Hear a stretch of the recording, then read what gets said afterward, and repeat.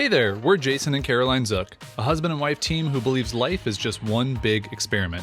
This is the show where we share our journey as we figure out this ever-changing thing called life. We cover topics like running a business, traveling the world, and clawing our way out of debt, all with the hope of inspiring you to live, work, and create with more intention. Life might bring its twists and turns, but when you know who you are and what you want, you're never really lost. Welcome to Wandering Aimfully, the show. You know, I realized I'm very much summer beach casual. Mm-hmm. You're like... Summer beach casual. Yeah, but more like we could go to like a yacht party, like we like to do, you know? I like to dress for a yacht party. In general, as a rule of thumb. Oh, can I be honest about something I just learned the other day? Would love to hear it. I did not know what Yacht Rock meant. Yacht Rock, yeah. I didn't know that it actually meant people going out on boats and the music that they like to listen to while being out on boats. What did you think it was? I thought yacht was like Y-A-T or something. Like I thought it was like its own genre. That's amazing. Yeah. Like now, trap music. Like trap music. Like that easily you could be like, well, I don't just listen to that music when I'm in traps. Like you know what I mean? No, like I get that. It's a logical. I'm glad you added that part. Yeah. Because when you think about it, you're like, oh, you're an idiot. And it's like, well, hold on a second. Hold on. Yeah. That's this fun. Whole time, I thought Yacht Rock was like, oh, that's, like Y-A-W-T or something weird. Like, I don't know what the words are that make up that word. I feel like I know you lived in Florida, but like in your later years, having grown up in Florida and people having boats and like going out on boats and like drinking on boats and having fun on boats, just the idea of Yacht Rock like immediately made sense. I didn't hear any of those. None of those were yachts, though. No, they're not. It should be boat rock. It should be boat rock. If we're being honest, it should be boat rock. But it makes you feel cooler to say yacht rock. Do you want to know how I stumbled upon this? This has nothing to do with what we're talking about today, but I think it's fun. Great. I was listening to a Bill Simmons podcast, and he had Michael McDonald on. And it's like the first interview that Michael McDonald has done in a long time. And Bill Simmons is obsessed with Michael McDonald's music. I also love Michael McDonald's music. Sometimes I like to sing it randomly. So I'm not going to now. I don't want to, hurt anybody's voices. But just also, so like they were talking about it, and I had this moment where you were like, ding, ding, ding, wait a second. It's actually on boats that you listen to this. Yeah. So I am so that was the realization. Of you for coming to that conclusion. So we don't have anything to Google for you today, but that's realization for you today that maybe you didn't know either. Speaking of realizations, do you want to tell the people, I don't know if you know that the new Mulan I watched the trailer. Great. Do you want to know why I watched the trailer? Because I don't know anything about this movie. Okay. We found out while doing our photo shoot for the brand photos for Wandering Aimfully that Jason thought... Now, is it that you thought Mulan was somehow like a sequel or a prequel to... I thought Mulan and Moulin Rouge were 100% related. Yeah. He thought Moulin Rouge, the French musical... that Moulin Rouge. Yeah, you're welcome. Well, that's a song called Lady Marmalade, but okay, I see where you're going. It's a Lady Marmalade. Do it in Michael McDonald voice. It's a Marmalade. No, can't do it. Not on the spot. I'd have to warm up. I know. I'd have to do my Michael McDonald warm-ups. Are you sweating now? I made you nervous. A little bit. Yeah, Jason thought that Mulan, the animated movie, which he had never seen, thought that was a part of that. It's not. I thought we talked about this in confidence with our friend Jen, but apparently now we're telling the entire internet. Fine. No, I don't care. Also, So I 100% thought they were similar or the same. I just did not know that Mulan was the drastically different one. I knew what Moulin Rouge was. So I just thought they were related in some way, only to then realize, Mulan was a Disney movie about, I think, Chinese culture, Yeah, Chinese. And there's no relation. No. Very I'm still far confused apart. about how you're explaining this of you thought Mulan was...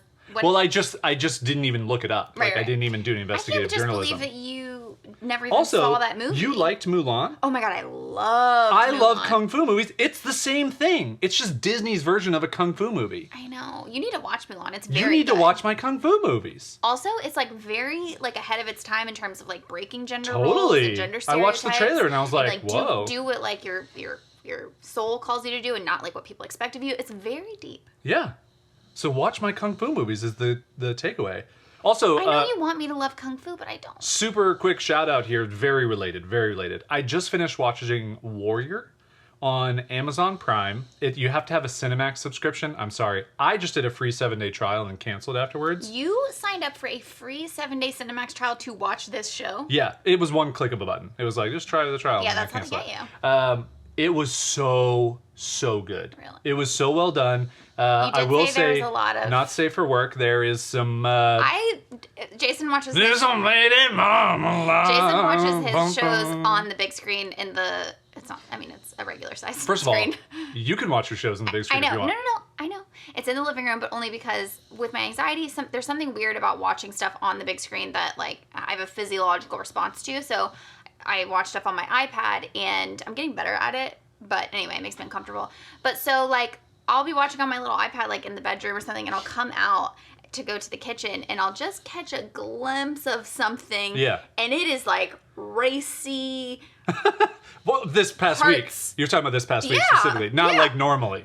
No, not trying to tee this up. I'm just saying, I walked through and I was like, I just want everyone to know who's watching or listening to this, and they're not like, does Jason just watch like the Cinemax porn all the time? Like in that moment that I'm describing this, I'm like, how funny it would be if you were just like really just taking in some porn on the living room TV. Yeah. I mean, I will say it was tastefully done. The bits I saw. It's incredibly well done. Yeah, it's not grotesque at all. It's not like it's Cinemax. So I think grotesque is the word that you would use. Like, if we're being honest, graphic. like seeing penetration. Graphic. Yeah. Okay. Well, I think some people think it's gross, but... Well, sure, but I just think grotesque is like a very weird word. Sorry, it's graphics. What are we doing? Like, we have not even gotten close to talking about anything related to this But topic. I do want everyone to know that if you like Mulan, I think you'll love Warrior. Mulan, the Disney movie. Did you like Mulan? Warrior, the Cinemax series. It was really well done. I really liked it. I showed you the intro credits, which were amazing. The intro credits were really good. Yeah. Okay. Wow. Yeah. Also, one more tidbit before we get into the actual meat of the thing we're talking about here. I had an idea for another episode, which it was mindset shifts that we've made that have made huge impacts on our lives. Oh, I love that. Okay, that'll be next week. Wow. No, I love that. Wow. I love that. Would you have said you loved it without the things all recording? Yeah. Or would you have been like you normally do? You doink. Well, normally you have bad ideas, but that was a good one. I'm kidding. Yeah. You have great ideas. You're an idea man.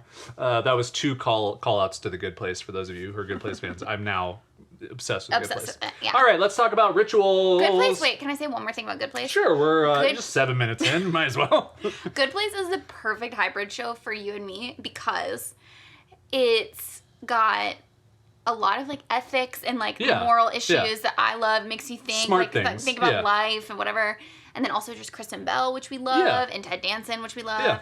But then it's like almost every episode you get some type of poop humor. Yeah, as they describe it, it's wrapped in like fart humor and poop humor, and that is your. I mean, it's not like my favorite. I thoroughly enjoy it when it's matched with smart. Like it's matched with smart. I don't want a full movie of. I probably would. Okay. Let's just be honest with ourselves here. Okay. Yeah, like Sausage Party. Just know yourself. Yeah, like that's a full poop humor, grotesque. You do not have to be anything other than what you are. Aw, Mulan. Rouge. Okay. No, just kidding. I tricked you again. Question for you guys as you're this far into this. Are the previous 7 minutes that you just watched the only reason you watch or listen to this? Or is it the actual topic? Or do you listen in spite of the first I'd like to know in the comments if you're watching this on YouTube. If you're not, go on over to YouTube, find this episode on rituals, and leave a comment and let me know. I just would be really curious. If you're like, guys, I just wish you would do a show of the 7 minutes part, like extrapolate it out. Because we could just start doing that. That's easy. We do that all day. All the time. Yeah. All day. All day. Well, listen to Yacht Rock. Okay, rituals. Let's have some actual thoughts. So I brought this episode topic up to you about a month ago, but you were right in the thick of not feeling good. And so it would have been really hard to discuss what your rituals were, what you were doing, what was helping. You were doing some things. But I mean, actually, a month ago, I was like in the thick of rituals, but it wasn't going to be stuff that you hopefully wanted to do long term. Yes, it was just you doing much stuff. Exactly. So I kind of let this simmer for a month and brought it back around because I feel like you've gotten to a much healthier place, which, awesome. And I think I've watched you develop some rituals, stop doing some things, start doing some other things, and I just think it would be fun to talk about where those are. Yes. And then I have some that I want to talk about, some work, some life, and just see where it all goes. The more that I thought about it, the more I was like, oh, we have a lot of rituals. Yeah. daily rituals. And I think if we're just being honest here, we could probably interchange ritual with habit. It's kind of the same thing. Sure. I mean, there's obviously like seances that we do with all of the rituals, which makes them rituals. But yeah, I mean, I guess they are like habits, but to me, like rituals... Alexa, what's the difference between a habit and a ritual? There's no way. This might answer your question. A habit is a routine of behavior Ooh. that is repeated regularly and tends to occur subconsciously. The American Journal of Psychology defines a habit from the standpoint of psychology. See, so that's the difference. Is like a habit is then becoming like you have to be mindful about forming habits, but then the whole purpose is that it just becomes mindless. Activities involving gestures, words, and objects. So rituals are activities, is what they're saying. And performed according to I don't know Alexa, why. I honestly don't know why you even went to the definition because it's whatever we decide that it is. Like we get to Yeah. define it for. Well, I this just thought it was conversation. fun that we could have Janet show up for us. Janet, okay, Also, just real quick, Yeah. I put our Echo in the kitchen. Yeah. And I was hoping that the way where I said it, like it wouldn't hear it if I was asking no, it here. totally No, does. she in the kitchen, she had her own definition going. We have a kitchen Janet and we have a Yeah. fart studio Janet. Okay.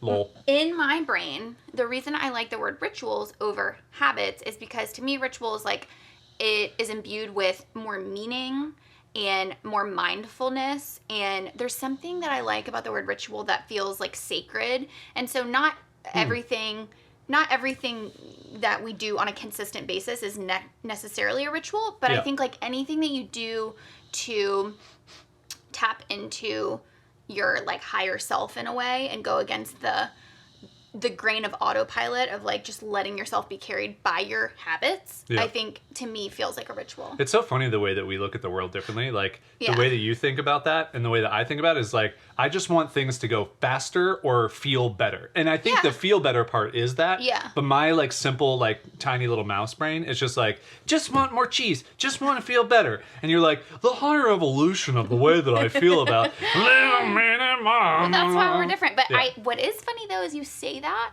but like for instance, your morning like coffee thing, that's not about going faster. That's not about No, being more for sure. efficient. Yeah, it's about being happier. It's about feeling better. Yeah. And so that was the last key that I wanted to also mention is I think the idea of a ritual also is a practice that you put in place in order to, this is the wrong word, but in order to kind of manufacture a different emotional feeling. Okay. Does that make sense?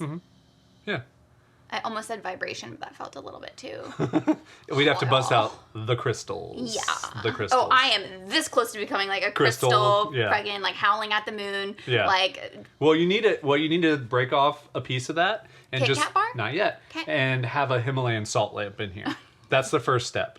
That's how you bridge into crystals. Is you yes, start with after this video, go to our YouTube channel, watch our Santa Barbara road trip. Oh yeah, and take yeah. in the fact that Jason surprised me on my birthday with a Himalayan sea salt cave massage that was 100% the weirdest experience we've ever had. Ever. A lot of oil, a lot of weird. Anyway. Just a lot of salt everywhere. Rituals. A lot of rituals going on.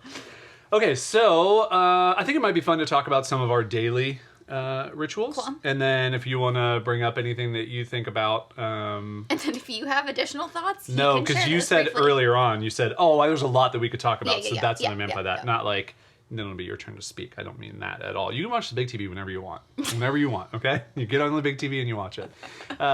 So what does a normal day look like for you where rituals fit into that? It's always changing, but I like where I'm at right now, which is this new ritual that I've implemented is very key and very important. And it is, well, first of all, like my breakfast situation is like a ritual to me. Mm-hmm. So I wake up, I take a sip of water. I have my little like morning vitamin that I take. Mm-hmm. I lay in bed with one eye open. Yeah, it's always the right eye that's closed? Usually, yeah. Yeah, that's weird. It is weird. I wonder what that is. I just ease into it, and I usually am like scrolling Instagram to kind of just like wake up the senses. how do you start where does your morning Oh, ritual wow. begin? Just bounce back and forth? Yeah. Oh, okay. I wake up at 4 a.m. when our dog wants to go outside. This is my morning ritual. That's his ritual. I tell him to go back to sleep at least 3 times. Not actually that much anymore because I just have given up and I'm like, let me just get up and get this over with. So feed Plax, let him out, come back to bed. I read like probably 30 to 45 minutes before falling back asleep. So around 4:30, I'm getting a good chunk of a book done. Great. And then Life hack. we tend to leave our bedroom window open so that I like to wake up in natural sunlight. Neither of us wake up with alarms hardly ever, which is really, really nice. That was on my gratitude list for today. Yeah, it's been something that, we've done for many years now, and it's just wonderful. And I'm sure that'll change at some point or things will happen, but whatever, it doesn't matter now. I do the same thing. So when I actually am waking up for myself, I actually try and take 30 seconds to a minute to just look out the window and just enjoy our view. We have this lagoon that we can see. I'm very grateful for it every day. Sometimes you can see the ocean if there's not a marine layer going on. And I just try and soak up, that's the first thing that I'm consuming, if you will. And then I grab my phone and I scroll through Instagram. And you know what I've found recently, and this is as silly as these things are that we get into a little further than need to be, but whatever. This is our show. We do that. I am kind of bored of scrolling through posts. You like stories better? Yeah, I'm only finding myself I'll finish watching stories and I kind of wish that there were a couple more to watch because I'm I'm not quite ready to get out of bed. It's only been maybe 5 minutes. But I don't want to scroll through posts. This is an interesting shift that I feel is totally, yes, like you said, a tangent. I feel this happening in the environment of the app. And it's funny how each feature that they implement has a ripple effect of the app. But what happens is the feed has become so curated and so surfacey to me. It's all polished. Everyone's editing every photo or video. It almost sucks the life out of it. So there's not a life to my feed anymore. It feels very, like you're walking through a stark art gallery or something. Yeah. Whereas stories are the cool party happening at the bar next to the art gallery where you're oh, interesting people are here. What are they talking about? What's everyone doing? It's much more life. I wish, I think this is what Twitter wants moments to be, but I don't think it works at all. I wish Twitter would do some version of this because I feel as I barely look at my Twitter newsfeed ever, barely. But when I look at it, I'm ugh, it's just trash. And I only follow 25 people, but it's just, I can't get away from the things that people like and that they retweet and that Twitter is putting in my feed. And I just wish that Twitter had some semblance of this, where it was more of what Twitter was a couple years ago, where it's less super formulated opinion about life and more just here's what's going on. I'm eating a sandwich, I'm taking a I don't need all that.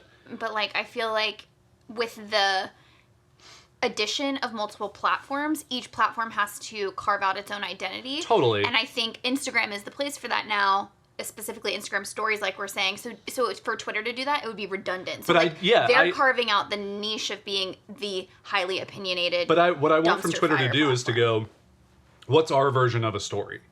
It's not moments, it's not, whatever. It's what is our short form written, maybe have some media attached to it that's not the function of a story. I understand what you're saying. The point I'm making is people are then going to use that feature to blast their opinions. It's the same way. Totally. Remember when I get it. When they implemented Threads? Oh yeah, and I'm not. People's stories on Instagram are a lot of times their opinions about how they're living their life. So it's I'm not trying to get away from that necessarily, as much as I just want the way that you consume people's updates on Twitter to change. I know. I think the mechanism of that feed is different. Anyway. Wow, got really deep into that. So I scroll through. So I just have been finding myself, I watch stories, maybe scroll a little bit through, because I don't follow that many people on Instagram. So I can get through my feed. I can get back to where it's you're all caught up because I don't follow enough people for it to, be too long. Then I get up and then I make us both coffee. What I realized, which I think is really interesting, just in the sake of doing something consistently that you enjoy doing, I've made a pour over cup of coffee for us for, almost 1,000 days straight. For sure. Leading back to when we moved into our place in Oceanside, but even before that in Poway, I was making pour over coffee. So every single day, every morning, making pour over coffee. So boiling the water, grinding the beans, setting up the filter, doing, like, letting it bloom. Like, I take a deliberate amount of time, and I'm not listening to a podcast, I'm not doing anything. And I've talked about this before. To me, this is my morning meditation, is the time that I'm spending making coffee, because I'm not doing anything else. And I had a morning ritual that I wrote about a while ago, and we got to come back to when you get your other eye open, obviously. That's fine, obviously. A couple years ago, when I was in this funk and we talked about the morning ritual that changed me for feeling better about my life, which was, I was just feeling weird throughout all the days, and I was feeling negative thoughts, and I was like, where is this stemming from? And I started thinking about, I just opened my phone and checked Facebook and my email. So this is like 2015. And I was like, something has to change. I need to not do this. I'm so quickly getting into reacting to everyone else's things and what they need from me and what they want and all this other stuff. I need to just do something for me. And so I just created this ritual that I was like, I just want to spend 5 to 10 minutes for myself in the morning. So I'm going to scroll Instagram only, because I never feel bad about stuff there. I'm going to get up and make coffee, pour over coffee. And then I'm going to also read Calvin and Hobbes, because I just love Calvin and Hobbes. Like, nothing makes me happier than just reading like 10 Calvin and Hobbes comic strips. It's amazing. And I called this Insta Coffee Hobbes. I wrote about this as like a morning ritual that I was getting into. And it was really fun because it got picked up by a bunch of other places, because I just think it's kind of weird. It's kind of different. And I remember getting this like sense of validation, both from this feels good to me, but then also like, people appreciate the fact that you have a weird morning ritual. And so it kind of evolved over the years where I didn't need to keep reading Calvin and Hobbes, because the happiness level was just removing the negativity. It wasn't necessarily just involving having something happier. So for these days, I don't necessarily read Calvin and Hobbes, but I do just kind of take the time while I'm making coffee to just be, and just be present and just kind of be there, and, start making breakfast at the end of it. But it is something I've done for, a long time now, a couple years, every single day consistently. Yeah, out of all of our rituals that we're going to go through, and like I was saying, they change depending on the seasons and whatever we need in our lives. But out of all of them, I definitely think the one that has stuck, this through line that has stuck through it all, is like not starting with email first thing in the morning. Yeah, totally. And sometimes I forget that people still are in that place where they grab their phone and they check their email, or they grab their phone and they respond to text messages, or like just immediate reaction mode. And it's like the single greatest change that we made is like, totally. And start by calibrating like where you're at, and then you can bring your best self to those things. If we do the episode on like big mindset shifts that have changed our lives, I 100% believe that this is one huge one. And I don't think that anybody watching or listening to this show specifically needs to check their email first thing in the morning. Like, there is nothing that you need to read in your inbox. There is nothing you need to see in your Facebook newsfeed. None of that stuff needs to be consumed first thing. You should do something for yourself that like doesn't make you see someone's opinions. It doesn't make you feel bad about anything you're not doing, because that's the thing, you get into these comparison traps. So that's why I actually do think, as you were talking about kind of like the high level of why we do these rituals, that was for me breaking that habit and starting with something of my own. So that gets me, I've now let plaques out, read my book, made coffee, scrolled Instagram, made breakfast, and then I kind of like get into like a little bit of a work zone. I'll just go a little bit further, and then we'll come back to your other eye, which is I rode the stationary bike all of February, every single day, every single morning at my desk, and I wrote about this at wanderingaimfully.com/bike. You can relive everything. And I wanted to see if I could just build in like a little tiny bit of not difficult exercise into every day of life that felt like there's like no effort whatsoever. And so I did that for 30 days. It felt pretty great. I got a little bit crazy at the end where I was trying to ride like for 3 hours a day, just because that's my nature. But now I ride probably 3 or 4 times after I finish coffee and breakfast. I'll just ride the bike sitting at my desk, and I'll be answering email, going through Slack messages, starting to do some of that reactive stuff. But I've already been up for a half hour. I've already, gone through all the good things. But this little just exercise every morning-ish, I really like it. Like it feels good to me to know that I'm like kind of getting the blood flow going, burning a little bit of calories. Also getting the blood flow glowing. Getting the blood flow glowing is huge. I'm gonna see how many times I can come back to that before I forget. So then kind of like my day starts. Yeah. So let's go back to your. So by that time, I'm still sleeping, and you've done all those things. You've read a quarter of a book. Yeah, no, I'm still asleep by the time Jason is on the bike. But I already went through like kind of waking up. So one thing that I want to mention is I think it's really important to, like Jason said, like know your nature and know who you are as a person in order to, like, not just implement a ritual because you think it's what you should do, or you read it in a book, or you heard it on a podcast, but, like, really think about how you are. So, for example, I am not a morning person. It takes me a long time to kind of rev up my engines to even be able to think. And so, I use that time in the morning for, like, mindless joy, kind of. So I go into the kitchen and I make my breakfast. I pour my coffee that Jason has lovingly put into, like, a little thermos so that it stays hot. And I do not take that for granted. It's the most delicious coffee ever, and I'm very lucky. Which you made for your friends when they came and visited last year, and it, like, blew their minds. It blew their minds, yeah. Like, they still talk about, like, coffee. But I have just found that I now have my little breakfast ritual that I, like, look forward to. Like, when I go to sleep the night before, I'm like, man, I can't wait to wake up and make breakfast. And I go to my little, we call it my perch. Mm-hmm. I go to my side of the bed. Yes, I eat breakfast in bed every day. And I set up my little iPad and I watch YouTube videos. And I just sort of, like, wake up with just mindless videos that make me feel like I'm waking up to joy. Yeah. So, it's, like, creative things or, like, vloggers that I like to follow or whatever it is. It's just, I'm not thinking at that point. I'm just enjoying my breakfast and my moment. Okay. Then... Is your right eye open by the time... Yes, my right eye is open by the time I get out of bed. Okay. Now, by the time that I have done all of that, I feel like a person. I feel like a full person. And now I'm ready to, like, bring my mental capacity to things. So the newest part in my ritual has been so amazing. And I come into my art studio. Where? I come into my fart studio. Lol. Carol's fart studio. Jason named it that. I don't really fart in here, guys. I just... First of all... I mean, like, I'm sure I have. But, like, I don't on a regular basis. Everyone poops. Okay, I just wanted people to know every time we bring that up that it's not because I, like, have an issue and we named it the fart studio. I wish you did, but I also wish that you, like, just owned it. You're like, guys, I just fart a lot, and this is where my studio is. If I did, I would own it, but that's what I'm saying. Like, I probably have in here, but it's not like a regular, it's not the reason we call it It's not a ritual. You don't come in and fart in here. Okay, guys. So I sit down.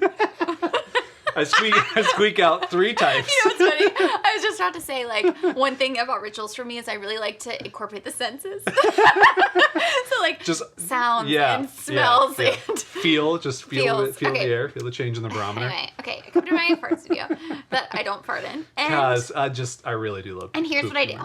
This is very new, but it is bringing me a lot of life. So I light a candle that was gifted to me by the ladies of Being Boss. Nice. Where can Kathleen you, if someone wanted to buy their candles? If you wanted to buy the candle, I believe it's Almanac Supply Co. on Instagram is the shop. And it literally is a ritual candle. And it's just, there's something, so like I was saying, I like to incorporate the senses. And this is the part that brings it from a habit to a ritual for me, because I'm going to show it to people because it says ritual on it. There's like an emotional component. So I light the candle, and that's sort of like the... That's not fun. Marking the beginning of the ritual. And then I have my little lavender oil that I put on my wrist. Lavender is so soothing to me. It's very calming. And so that also is like invoking the senses. And then I have a specific album that I play. I play the Atlas album from Sleeping at Last. Oh, that's fun. I didn't know that. Oh my God. You love Sleeping at Last. I love Sleeping at Last. I would say that Sleeping at Last is like your favorite new band. It's a band? He's just a solo guy? Ryan O'Neal. But it's not even new. It's just like his lyrics and his like... I meant new, I meant like around this time, like his music has come out. Like I would say your favorite music is probably like Whitney Houston or something like that, but that's older music. This is newer music. That's what I was trying to say. It doesn't really matter. It doesn't. No. But I listened to that album because it's so beautiful. There's a whole instrumental section too. So like when I'm journaling, I like instrumental because I'm not obviously listening to words. But even the songs on there that have lyrics, they're so meaningful. So I'll start that album, I'll put it in my AirPods, and then I'll go to my journal and I do a couple of different variations of journal prompts, but whatever I'm just sort of like feeling that day.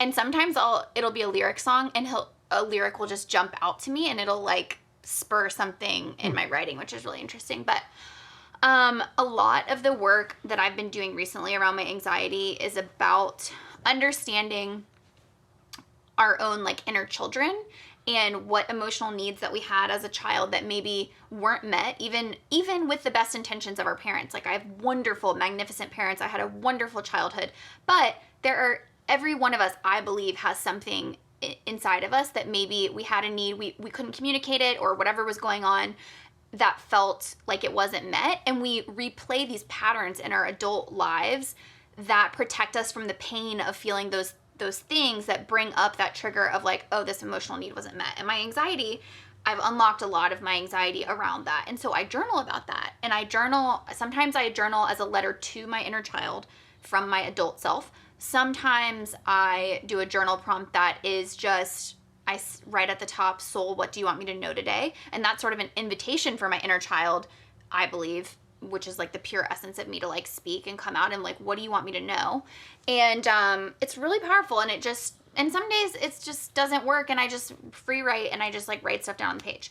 That's fine too. But it's very grounding to me, and it makes the whole rest of my day more mindful because I've done this work, especially for me who is very anxious and I feel these bodily sensations all day. And if I don't start my day in a place where I go, it's okay, like, you're gonna be uncomfortable today, and just surrender to that feeling and just allow that to be present with you and not try to fight it or resist it, it makes my whole day so much more enjoyable because I'm not trying to fight this like sensation. So I do that, and then I read a little bit of this book. I do a thing called future self journaling, which is from her name's Nicole, but she's the.holistic.psychologist on Instagram. And she has a downloadable PDF called Future Self Journaling, which is about journaling in order to rewrite patterns of behaviors that you have. And that's really powerful for me too. And then I just blow out my candle, and that's like how I start my day. Takes like a half hour? Takes like a half hour. Yeah. What I think is really interesting about that new ritual that you've created for yourself. Oh, and then I meditate. And that takes 10 minutes. So it takes about 40 minutes total. What I think is really interesting, no, I'm kidding, is that you, through these past couple months, I've watched you try and create different rituals, do different things, and it was really just like, let me try this, let me try this, let me try this.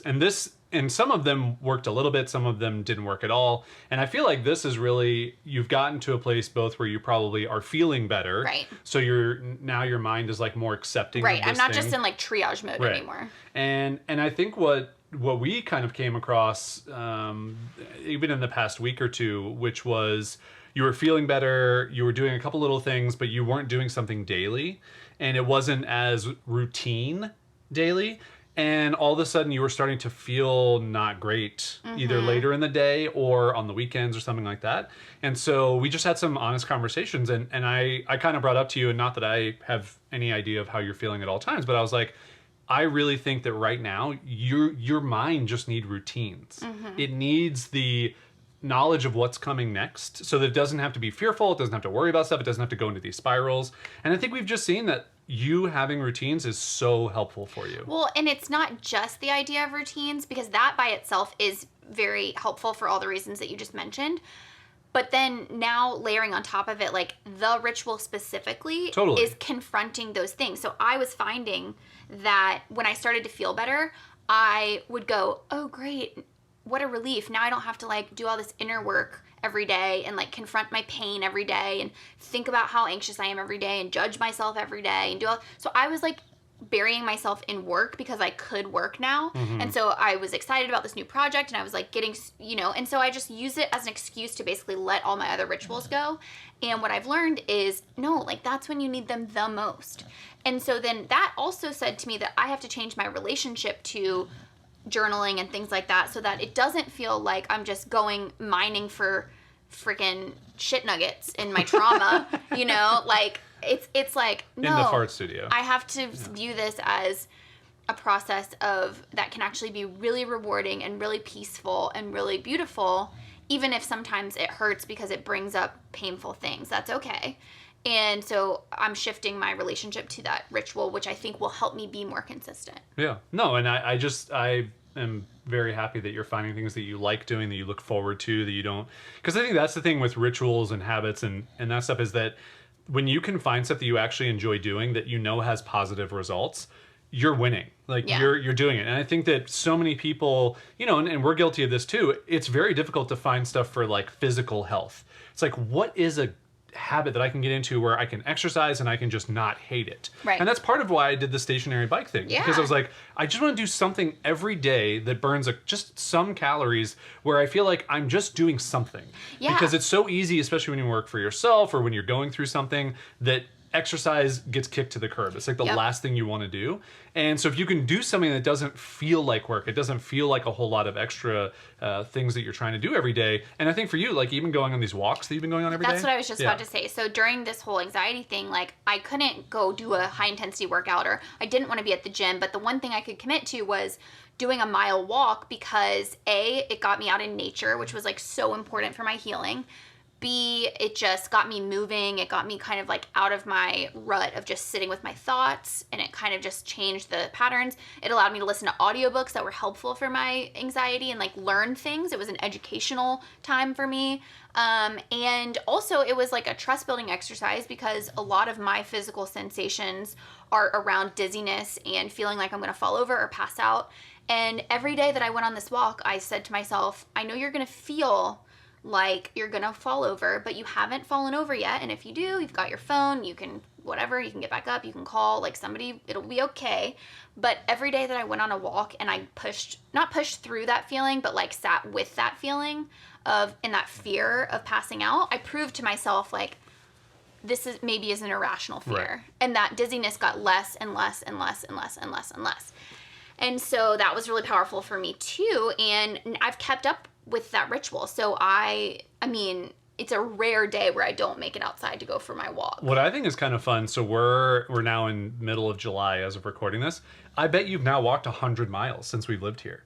Oh, that's interesting. And there's no way in any other place. That number means nothing to me, but that's cool. No, but it's a completely arbitrary thing. But also, you've stuck with it. Mm-hmm. It's not something that's miserable to you. I mean, I think on like the grand scheme of things. No, I love it. I look forward to it. But isn't that kind of fun to think about that? Yeah, for and sure. So I think the reason I bring that up is when you find a habit or a ritual that you can stick to, you start to build on it, and you start to realize there are really interesting things that come out of that. So just for me being able to tell you, you've now probably walked 100 miles since you lived here. You probably didn't walk 100 miles in the previous 5 years. That's probably true. Right? It's something that I take so for granted now that I do every day that exactly. I never And that's, did. to me, that is the point of finding a great ritual or a great habit. And I want to keep talking about other rituals and habits that we have, but I want to also point out that you don't get to those good ones without going through ones that don't necessarily work for you. Yeah, you definitely have to test and try different things. And also like not beating yourself up if a ritual doesn't work for you. Yeah, you just move on. Yeah, like if something that works for other people doesn't work for you. I mean, I will say some level of commitment. Like, for example, meditation, when I first started, I was like, this is bullshit. This is not working for me. It works for everyone. Everyone swears by it. It was the hardest thing. I was just DMing with someone because she said meditation was so hard for her too. And I said, I know, because it feels like there's an electric current in my body, and meditating feels like trying to catch it in a bottle. And so that's very uncomfortable. And she was like, that is how I feel. That's how it feels when I'm closing my eyes and I have this electricity and I'm trying to like make it stay still. But I will say that with practice, I got to the place where I got through that discomfort, and now I find so much peace in it. So maybe there is a level of like, I think 30 days committing to anything is very helpful. That's enough time to know if it will work for you. Yeah. And like we often do this as we frame them as experiments, or like, you know, somebody like Matt, our friend Matt Diavella, who does these 30-day kind of challenges on YouTube and stuff. We were doing them before Matt was doing them. Don't give Matt credit for that. Yeah, but Matt's way more popular, so like people know Matt. And so he does a cool thing with that as well. Like, let me try this thing. And some of it works for him and some of it doesn't. But I think that's a good way to approach rituals. We've definitely gotten into, and we're probably in the thick of it now, but like... That's a Plax Fart studio, Oh, we got a Plax Fart studio. Remember, I don't know if it was last episode or the episode before, I tried to tough through it. Yeah. I was just like... It was like burning your eyes. Couldn't do it. we have gotten to this interesting place in culture where, and it's probably been like this for a long time, but we're so interested in hacking our lives and in creating habits or creating rituals or trying different habits or trying different rituals. You know, we've all seen the videos on YouTube of like, I tried to live like X for 30 days, or I tried to work out like so-and-so for 2 weeks, or, you know, this type of thing. And I think it's interesting. I mean, I really do think that if you can not do it just for the entertainment value and like the clickbait and all that stuff, but you're actually doing it to better yourself, I think it's super positive. I think it's super helpful. And we've just seen that some of these things that we've tried that maybe haven't worked out, it's led to the next thing where you go, oh, I don't like doing meditation this way or whatever, where I was watching a video about it, but I found that doing it this other way really works. I have another interesting thought, and it's what I've been sharing with you recently that I just wanted to, I think it fits with this topic, and so I want to share it. So as I've been doing this morning ritual, I've been asking people like on Instagram, like about their morning routines, and I'll have to look up who it was that told me this, but she suggested, she's like, have you looked at the work of Claire Baker? And I was like, who's this Claire Baker? And she said, and I'm speaking specifically to the women out there, though I'm hopefully this is also interesting for the men, but or people of any gender. Or people of any and all genders, but specifically women who have a monthly cycle is what we're going to call it, because I hate the P word, but we're just going to call it a cycle. And Claire Baker's work, actually I need to unpack why I have a problem with the word. I can't even say it, because she talks about that. She's Period? Like, I can't say it. I like it. Why? I don't know. It makes me feel gross, but I have to That's so funny. It makes me feel nothing. I have to unpack that. She's like... And I'm a guy who's like, you know, I should be like, oh, I don't want to talk about that. I'm like, I don't care. It's okay, fine. So her work is all about how when we talk about consistency and when we talk about like rituals and we talk about, you know, daily routines and things like that, a lot of the studies that have been done and a lot of the work that we talk about is based off of a very male hormonal schedule, which is a daily schedule. So it's a daily cycle of hormones. So like most men, and again, I'm using male and female in the maybe strict previous sense. So whatever gender you identify with, I'm talking specifically like biochemistry, hormonal. But the way that their testosterone works is like it's highest in the morning and then it dips off throughout the day. And we have this... Unless you're like me, my testosterone's high all day. And we have this like 9 to 5 work day and whatever. And... Sorry, can I just interrupt? Yeah. I thought I was going to tee up don't dodge my ramum to you in that moment. I'm like on a roll, and you're like trying to throw things bits at me. At you. Yeah, I'm sorry. It's okay. And the point is that women who are on a monthly cyclical hormone schedule, and so it's very different because women out there, this is gonna be a light bulb moment for you if you put all these rituals in place and you like feel so good and you're ready to like implement all these new things, and then you can't figure out why a couple weeks later you have no motivation to do any of it, you can't stick to any of the plans, and then you're super critical of yourself and super hard on yourself, and so the cycle continues. And I've talked about this with a lot of my girlfriends, how we all for many, many years now have had this same monthly experience, and yet every time it rolls around I'm like, why can I not just get my shit together? And it's like, oh, it's because your hormones are in a very specific part of the cycle. And so Claire talks about this, she kind of compares it to the 4 seasons. So there's like 4 seasons of your cycle, so at different places, where a winter energy is very much a resting and recuperating, and it's like you can be very critical of yourself, very doubtful of yourself. So it's like, don't make plans during that time, you know, like you want to retreat. Anyway, and so she talks about the 4 seasons, and then when you hit the summer season, which I think is ovulation, which is when your certain hormones are really high, you feel like Superwoman. You feel like, why did I just call 3 of my friends, work out, I feel super strong, I just did 3 hours of work nonstop. Like you all know those days where you feel like Superwoman. And this has been such an eye-opening way for me to view my own rituals, because I'm now I already track that stuff, but I haven't done a good job of tracking the mood portion of it. Tell people how you track it, because maybe a lot of women out there don't. I use the app Clue, so I've always, that's just maybe people don't know about it. That's just for predictability, but you have the ability in that app to track your moods and different symptoms and things like that. But I now have like a little good notes that you've created for yourself. Well, yeah. Claire had one on her website, and it allows you to track how you're feeling each day, and then you can start to see the patterns. So you can be like, oh, I feel super social in my summer season and super like action taking. Like I want to, the podcast I listened to was so powerful, because she's like, okay, in spring, or like in winter, that's when I like to make plans because I'm at home, I'm in my reflective phase. It's not about taking action, it's about planning for the next thing. And I have to be really a lot more compassionate with myself because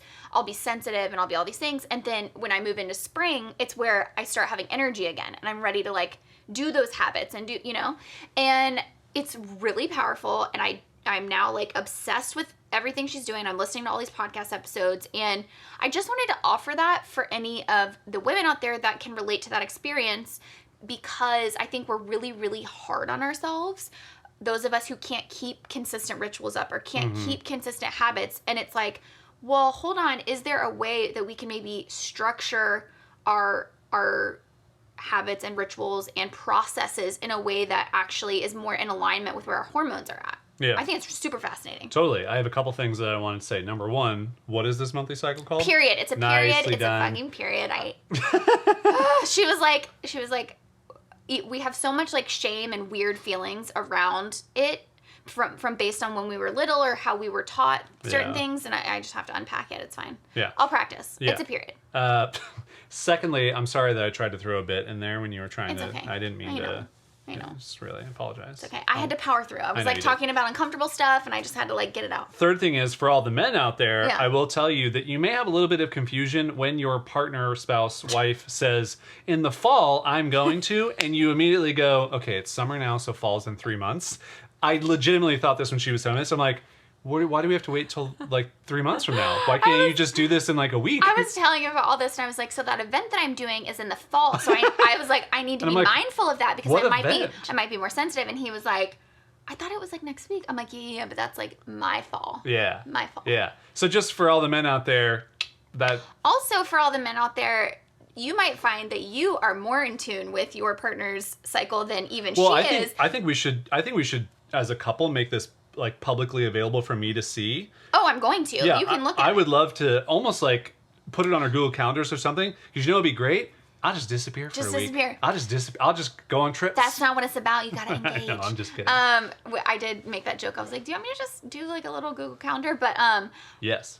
But how many times in our many years of being together have you been like, I just feel like you're a little irritable. It goes over so well. And you know, if you're a woman and you hear that, you're like, no, You want to know what irritability is? I really feel this way. And then, of course, every time I consult my app, and I'm like, oh, fuck. He was right. Yeah. Anyway. Yeah. Fun. I like that. Rituals. That's a fun little thing. So. Well, sorry, I have one more thing. About rituals? Yeah. Oh, I have more things about rituals too. About related to that. To the period? Yes. To your period. See, you paused. Oh, no, but I was trying to make sure that we were talking about the same thing. Yeah. She has this blog post on her website also that I thought was really interesting that has rituals for every phase of your period. Every season. And every season. Nice. So that, like, you kind of, like, start the ritual of being, maybe more gentle with yourself in this season or maybe, like, more go energy in this season. I thought that was cool, too. Yeah. What was her name again? Claire Baker. Claire Baker. Cool. So I wanted to talk a little bit about work rituals / habits. And then maybe we can circle back around if we have any like nighttime rituals or any other daily rituals we want to talk about. For me, and this is just, fake out. This is just how... I'm just going through water like crazy these days. Yeah, you are. That's a fun one we could bring up. That's a good one. Yeah, keyword water. I have found as a person who loves getting things done, I love getting things done. You are in perpetual summer. But it also just feels good to me. Like I like checking things off. I like doing things. So what I've found, and if you're the type of person who likes that stuff as well, what I've found in my daily schedule, and I know that, it's a little bit of a privilege that I get to control and do my own daily schedule. So maybe if you work at a 9-to-5 job, this won't apply to you. But if you work for yourself, I think this will. I love getting all of my admin tasks done after I've like had my coffee, had my breakfast, watched some YouTube videos, like eased into the day. But first thing before I get into any creative work, any work that takes a lot of like heavy thinking, is to just crush through emails as quickly as possible. So even if I have long emails to write, I just try and knock them out, get through Slack messages, and get through any customer support stuff. And those three things typically for me take about an hour every day. So after my morning ritual, during riding the bike is when I do a lot of these, but if I'm not riding the bike, I still do them. But what I found is that you may think like, oh, you're going to feel so tired after that, or you're just going to be like, oh, I don't want to do anything after that. For me, it's actually the opposite. Once I get all that It's off your plate. stuff done, I now have built momentum. And now I can move that into the next thing that I want to work on, which is usually something bigger. It takes a lot more thought. Maybe I'm editing videos. Maybe I'm writing something that just is going to take a lot more attention or detail. And that to me has been such an instrumental shift, where what I used to do was just, oh, I'll check some emails in the morning, and then I'll go and do some work, and then I'll have my inbox open still, and then I'll check some Slack messages and blah, blah. Now I'm ruthless. So like my email app is open for a half hour in the morning, and then it's closed. My Slack app is open, and then it's closed. And it's just I get all these things done, and I move them out of my vision of what I'm looking at. And for those of you listening to the podcast, I just pushed everything aside as a visual metaphor there. Great.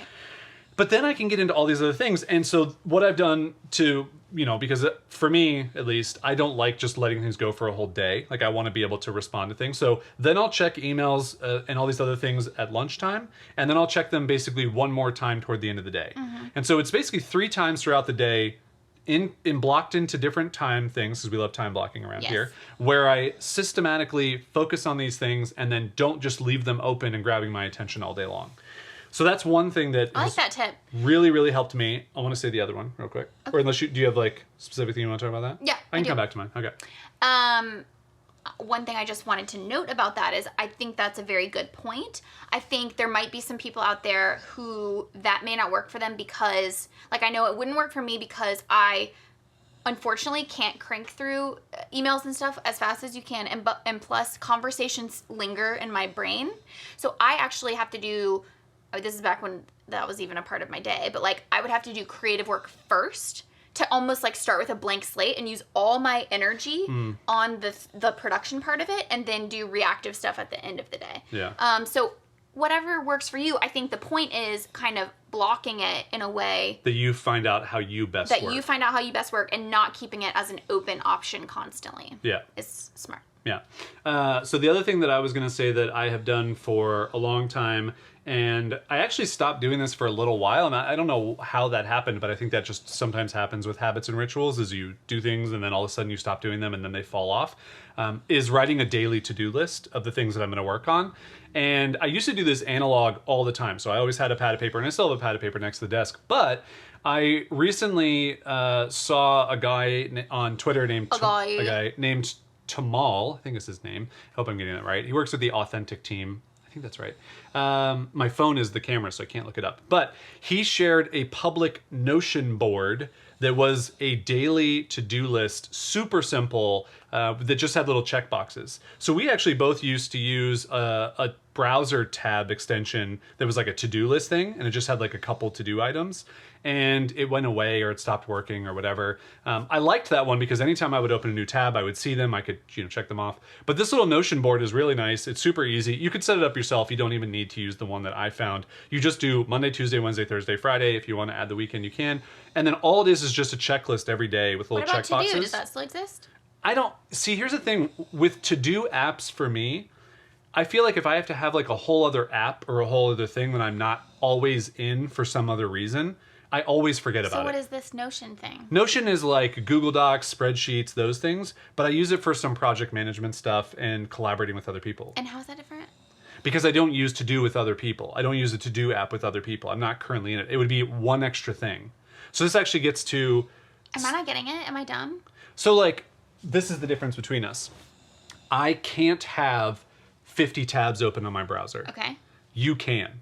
Sure. I can't do it. I don't understand how... So having like a to-do list app open in its own like tab or whatever, or even an app itself, I can't stick with it. It's like extra clutter for my brain, and it distracts me, and it drives me nuts. And how is that different from... So Notion I already have open because I use it for other things. I see. So because it's built into an ecosystem where I'm already spending time. I see. That's how it fits. Yeah. What is Notion? It's basically like an all-in-one spreadsheets, docs, to-dos. And you already use it for other wiki. stuff. Yeah, I already use it for other stuff. So you're going to use that. So I have been using it, and I've really liked it because every morning as a part of my admin work, I write down the things I want to get done in the day. And usually that's actually just copying them from my Google Calendar, because I use Google Calendar in kind of the same way, which is kind of weird, but I can't check them off in Google Calendar. It's good for time blocking. Actually, I could now, because they introduced the color feature. You could color. For to-dos, I could color code them. Ooh, didn't think about that. I only use Notion for one project right now, so it's kind of like fitting a square peg a little bit into a round hole. But I love Google Calendar. That's always open. That could be interesting. I might have to try that. I like that Anyway, idea. I was just going to say... And then your whole calendar will be green and it'll make you feel good. Yeah, that feels nice. But anyway, I was just going to say, writing the daily to-do list as a habit or ritual has always been super helpful for me in getting more stuff done. You dead? I'm dead. I'm glad you actually said that last piece, because it reminded me of what I was going to say, which is that I really like that, but I really like writing the next day's to-dos the night before. Yeah. Because you don't have this issue. Like you can, because you do all this admin shit in the morning anyway. You sit down, you do it all, whatever. And you write down your whole day, but for creative, wild women like me. It's a marathon. There you go. You know, we sit down and we're just like, what are we going to create today? The world is our oyster. The world is our oyster. What does that mean? That would be a good, we Googled that for you. What does it mean, though? I don't know, but I forgot. Brooke, you know how I've told you Brooke used to, like, mix up cliches? Yeah. There's one that's, like, she has one with world is our oyster, but I can't think of it right now. Anyway, I like writing the stuff that I need to do for work the day before, because then when I sit down, my like previous self has already told me what to focus on, and I don't have the mental effort. I don't have to use up any mental energy being like, what am I doing? Yeah. I used to, when I was first, I think, having a lot more things that I had to do every day, I would write out daily to-dos every morning.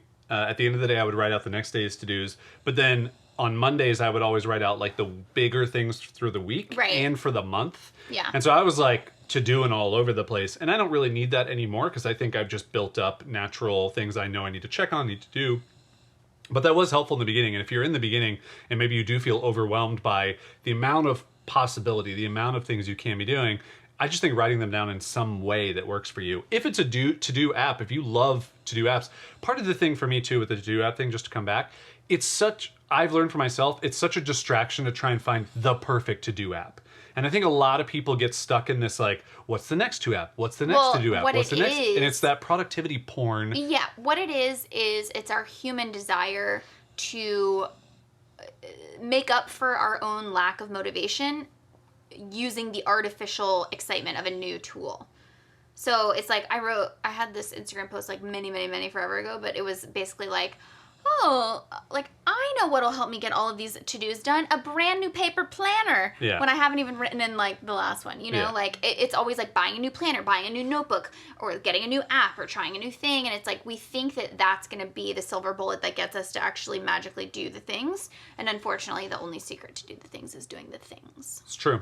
Okay, any other work habits or rituals that you wanted to work habits talk about? Or rituals? I know you're just kind of getting back into the swing of this work is kind things. of a ritual for us now. Yeah, so off to the side here, off camera right, we have on an IKEA desk top on a wall shelf, on two wall shelves actually. This is because when we moved, I discovered that the high gloss IKEA shelf, white, the finish of it is compatible with dry erase. So yeah, so it's basically like a whiteboard for us now, which that's is called really nice. upcycling, my friends. It's wonderful. So yeah, we actually, we haven't done this in a while, but since you've been feeling good and we had a bunch of things on our plate and you have a little bit of travel coming up, different than your thing happening in the fall, your event in the fall, which is not travel, that's just a time of your period cycle. Period. God, it makes me... So we actually wrote out for the next 1, 2, 3, 4, 5, 6, 7, 8, 9, 10, 11, 12, 13, 14, 18 weeks of work. Plans. Which we haven't done for a while, but that's one of those things where this has been super helpful for us. 18 weeks? Yeah. That's not right. Yeah. 18 divided by... Oh gosh, here we go. That's like more than 4 months. That's not right. Count them up. Maybe I counted too fast. Plus, I was also trying to count fast so you don't have to listen to me count. I don't know. Maybe it's like 14. It's 15. Okay, there you go. Close But enough. so funny that you got to 10 and just were like 18. My brain was like, "Wah, that's enough." 15. Oh, 3 off. Sorry, guys. It was so far off. That's a whole month off, isn't The world is not my oyster.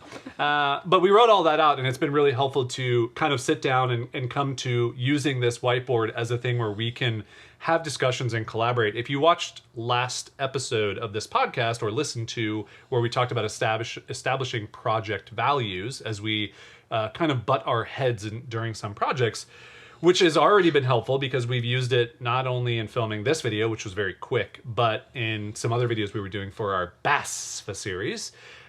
It's just really helpful for us that we know that we can speak and communicate together well, but if there's a visual thing where we can write things down, it really helps to make sure we're communicating the same thing.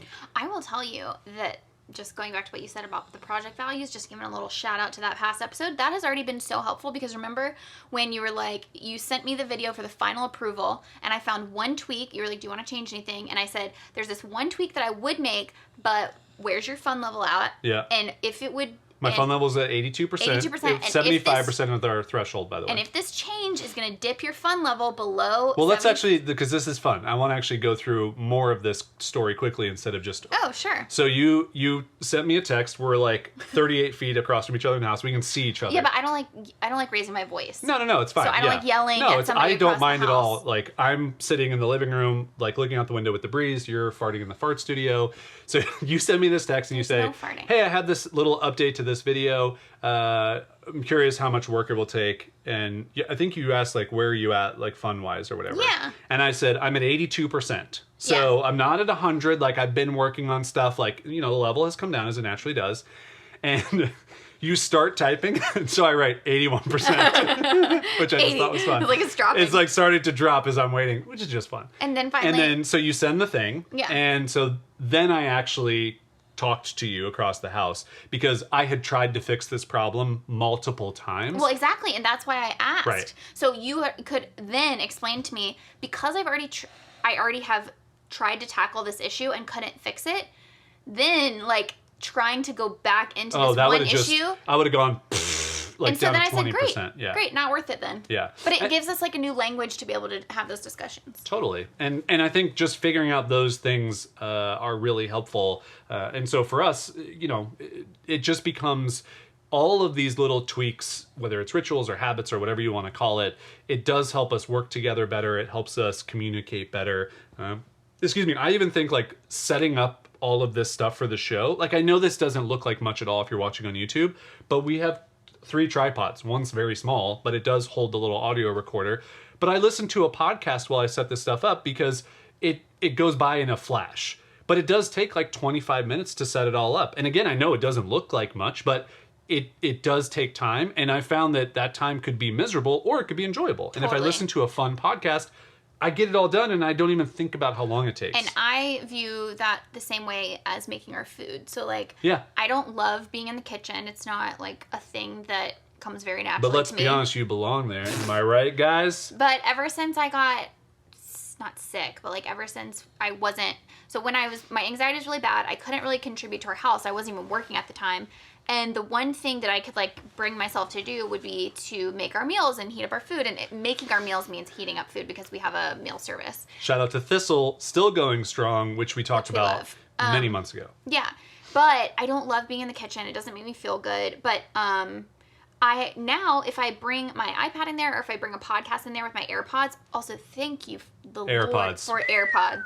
But it gives me the mobility to be able to move around, but then like it makes that time joyful and it makes me feel I can listen to music or I can learn something new and it's the same with like now things like loading the dishwasher at night or unloading the dishwasher during the day have become like rituals because it's very calming to me to do this like repetitive behavior that I don't have to think a lot about and to be kind of with something joyful that I'm learning or listening to. And so shout out to AirPods. Oh, we talk about this all the time. Like thinking back to being tethered to a device to listen, it now feels archaic. Sometimes mine die and I have to go back to my corded headphones and I like try to go somewhere and I'm like, oh God. I can't move. How can I get anywhere? I'm frozen in time.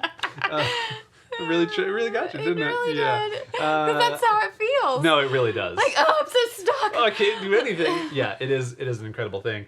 Okay, just to round out here, any nighttime rituals that you want to talk about? Because Oh yeah, my sleepy tea. yeah, you've had some. Oh, it makes you so sleepy. Okay, so again, through all this anxiety, there was a point where sleep was really, really awful for me. Like And torture. to preface, you were never someone who had trouble going to sleep or sleeping. Ever. Yeah. But like, for some reason, like there's nothing, like any insomniacs out there, like there's nothing more torturous to me than being in like a negative mental space and not being able to sleep, because it's like the whole world is asleep and you just feel really alone and it's dark. Like, I know that sounds really more, like, it just, that's how it feels. Yeah. It's very dramatic, but I that's get it. how it felt. It was just, I was alone and I couldn't sleep and it was dark. You weren't alone though. I was right there.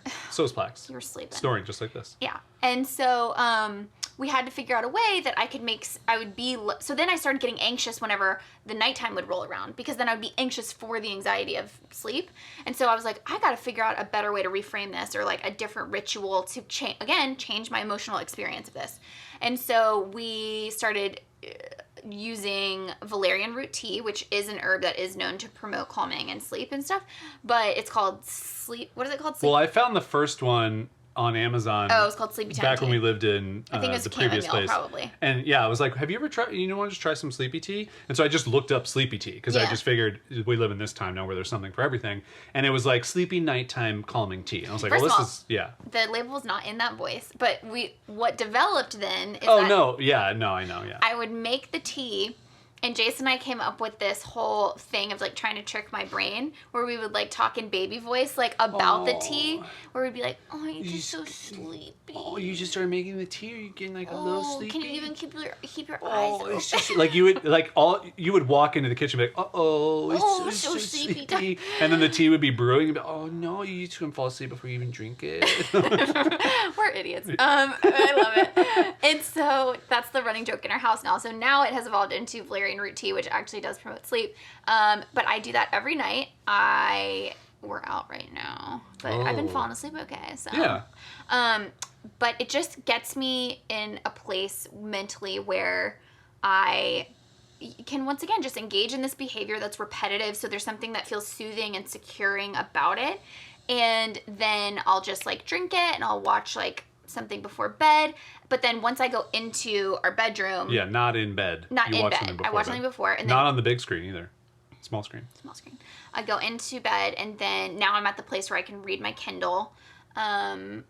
And also I wear wool socks, because for me, Yeah. if my feet aren't covered, I can't sleep.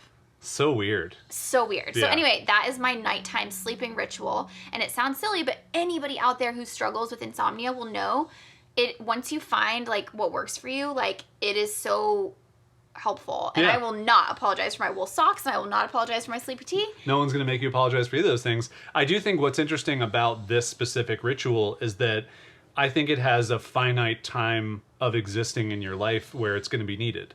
So eventually you're not going to need to be the sleepy time tea. You're just and gonna, it's even started to evolve. Yeah. Like before, like I was taking CBD at night, and I don't need that anymore. And like we ran out of tea 3 days ago, and I've been okay without it.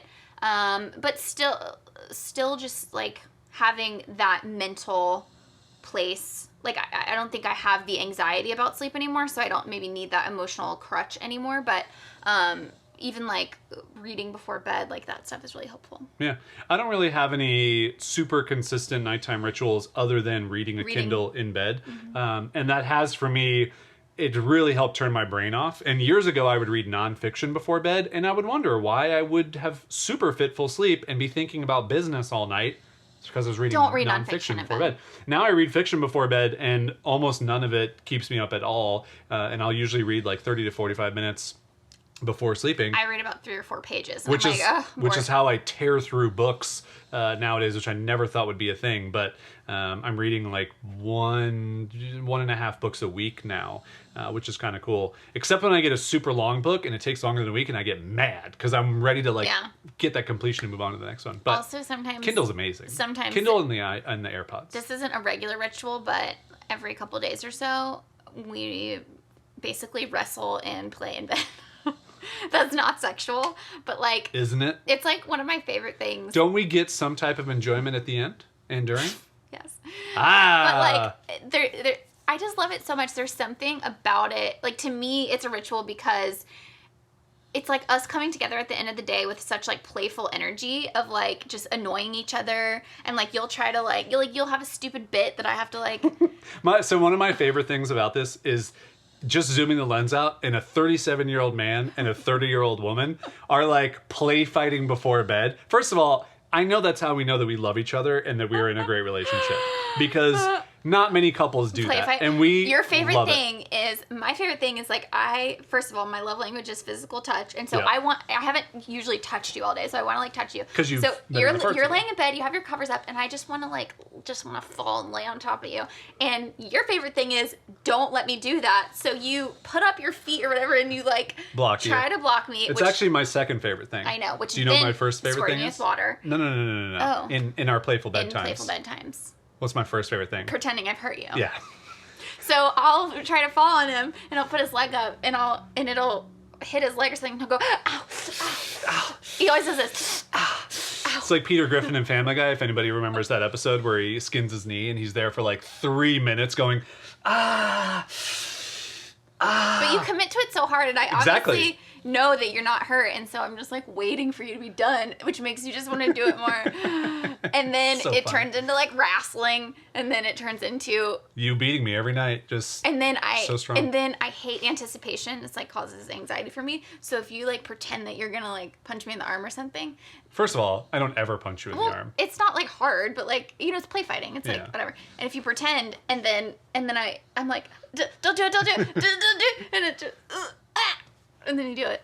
Anyway, okay, that's a window into our. I love that. Like, those are the things that I think are so just weirdly us, and I do like. Makes me happy. If we were to sit down and talk to a therapist about things, like, I think that is one of the healthiest things that we do, because we both enjoy it so much, and it does bring us so much happiness. And it would be something that you might tell someone else who's our age, and they'd be like, "You got, like, why are you doing that? Like, be adults." No, or whatever. I think other people are weird too. I just still think Well, they're I willing hope to so. admit to it. Yeah, I hope so.